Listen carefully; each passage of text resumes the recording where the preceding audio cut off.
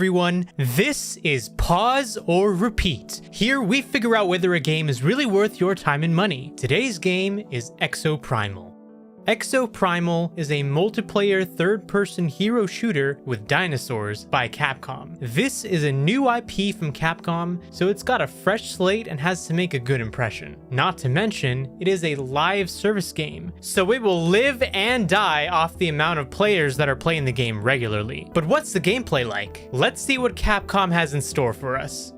The gameplay of Exoprimal is all multiplayer, hence the live service model. You'll be queuing up for random wargame matches that involve facing off against dinosaurs and other players. The usual match of Exoprimal involves racing another team to capture objective points and defend yourselves and the objectives from waves of dinosaurs. Each variety of dinosaur has its own role in trying to impede your progress. After capturing some objectives, the match ends with both teams being able to also face off against each other, disrupting their progress in scoring points. All the while, you are piloting your choice from a range of several exosuits, each with their own special abilities, ranging from the standard assault rifle or sniper character to a bomb lobbing or shielding character. That's where the game takes some inspiration from hero shooters like Overwatch. But what is the story like in this game with dinosaurs and exosuits?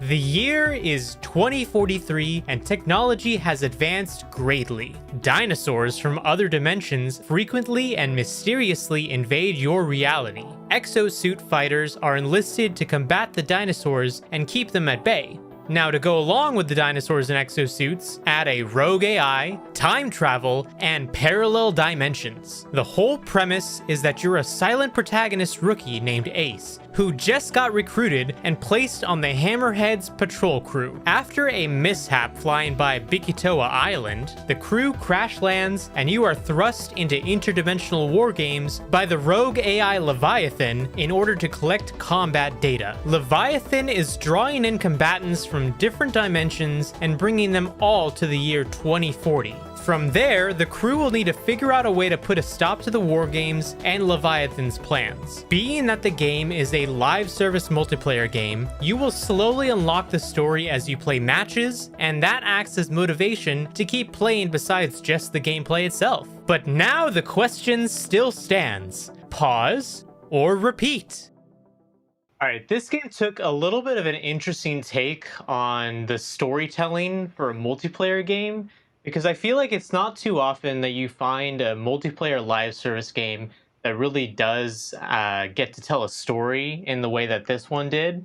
I know that, Apex Legends does a little bit of story, and so does Overwatch, I guess, but, that kind of got completely canned recently. But this one...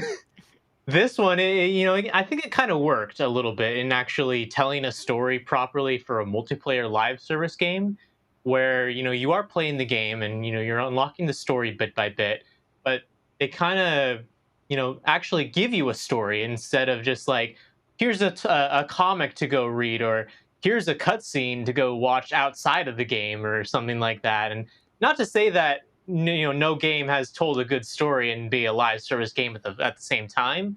But I think that this one probably is up there in doing the best job at it from what I've seen. Now, that being said, I think this is one of those games that is more fun if you have friends to play with. Yeah. If you're just going in solo queue and playing it by yourself, you're probably not going to have the most amount of fun. I mean, you'll have fun, don't get me wrong. The game can be really fun, but it's definitely one of those games like, I want to say kind of like how Left 4 Dead would be, where, if you have friends, it's just going to be that much more fun to play. And that's my opinion on it. But as a result of all these thoughts that I had about the game, I'd say personally, it's a repeat. But after everything you just said, it's a repeat. I'd say so.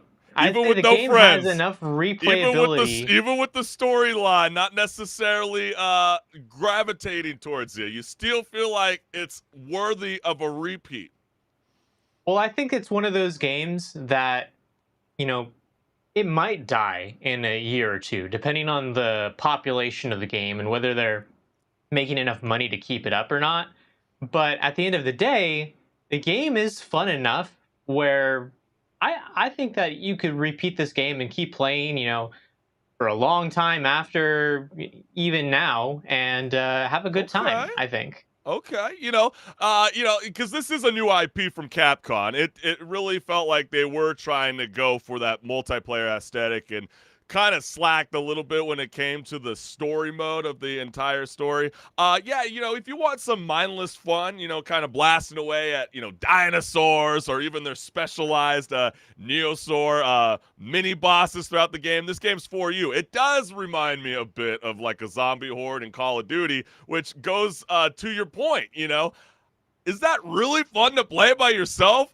I don't think so. So I feel like, the constant like PvP, VE gameplay loop, of like dino survival, can get old real quick. And so, if you're looking for that, that arcade modern style effect, Exoprimal could be for you, but it almost feels like it's almost taking the aesthetics a little bit of that video game Anthem, especially when you got the cool exosuit classes that you can choose from, which I feel is very enjoyable, which was a plus inside the video game. But me personally, I feel like this is a 1 month thing, and then you're going to move on to the next game. So for me personally, I say it's a pause.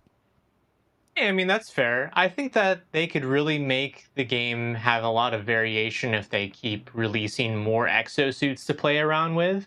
And I'm sure they have a ton in the works, because I think that Capcom really is kind of trying to invest in this IP a little bit, at least. I would be curious to see what a sequel would be like if they ever do one, Mm. because I do agree that the story, even though it was a little, entertaining at points and had some funny moments, it could have been better. I mean that's probably because it is just a multiplayer focused game more so than a story game. But if you're going to tell a story, you should at least try. And I think they did try, but did they really hit the mark on everything? No, not really. I But have this one I comment saved. I'm really curious to know your sure. thoughts on this, HenricK, because one it kind of resonated with me. One person wrote, if it had launched with PvE only, Savage Gauntlet mode, and removed all the PvP elements from Dino Survival, Exoprimal would have been a better and more focused game. Do you agree with that, or do you think that's a bit of a harsh criticism when it comes to Capcom trying to explore, not trying to be too centralized and trying to expand on what could potentially, like you said, could lead into a sequel? I feel like, why are you going to limit yourself to just PvE? And, why not also have a mode of PvE and PvP, Yeah. Like when I did play Destiny 2 a lot with my friends, there's a game mode in that game called Gambit, which is essentially the same thing as this. And I really enjoyed that, because essentially in that, it's the last phase of the matches just as a whole, where you're going through, you're killing a bunch of enemies, and then you get to invade the other player's side, and then eventually you guys summon a big boss and have to kill it. And it's the same kind of concept with this game, I feel like, where it has that PvE element, but at the same time there's also the PvP element. You have to keep in mind, okay, eventually I can go disrupt the other team, or they can start to disrupt us. So who's going to dunk on who? Is it going to be us, or is it going to be them? Right, and that is the kind of the cool part. You there's like it's teams of five players against the other five, and then so it's a 10-player lobby, and essentially you might run across each other, and you can decide to go at each other, or you can team up and take out everybody that's in the surrounding space. So I think that's kind of a cool aspect to the game. But, it has a great first impression, but overall, I don't think it's going to live the test of time. And so that's why I say it's a pause. It doesn't mean it's a horrible game. It's just not necessarily for me. But hey, listen, Well, I think HenricK it's one of jams. those games you can just pop on, have a little bit of mindless fun with your friends, not have to think about anything, like it's not like Baldur's Gate 3 where You have to Yeah. actually plan out your moves and everything. This 75 one, to 400 hours. Holy moly. exactly. Yeah, if you No, want this that one quick you can fun, right? just yeah, you can just pop in, play a few games. You can basically press forward the entire time. It's one of those games essentially. Yeah, this sounds like this is for the millennial who's working 5 days out of the week overtime, and he just wants to play video games really, really badly, but he can't invest in a huge storyline like God of War, a Red Dead Redemption, or Horizon Forbidden West, to name a few. He just wants to get that quick bang out of his buck. And you know what? I guess that is a plus. I mean, Exoprimal does offer that for you. But if you were looking for something beyond that nature, well, I don't know. I mean, it might lead into some kind of YouTube series. Alan Wake has kind of explored that in the past with even their remastered edition, and we'll probably see some of that nature with the sequel